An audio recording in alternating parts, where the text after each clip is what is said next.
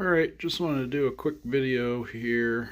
I've been buying up some used, well-worn cast iron pans recently and kind of building my collection.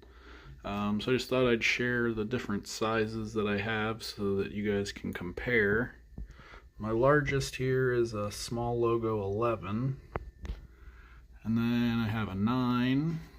You can see those two are pretty similar, and then drops down to the 8, getting a little smaller. And then I have a 6, another small logo 6. And then small logo 5. And then I also have a 3 that I haven't got hung up yet. And the little 0.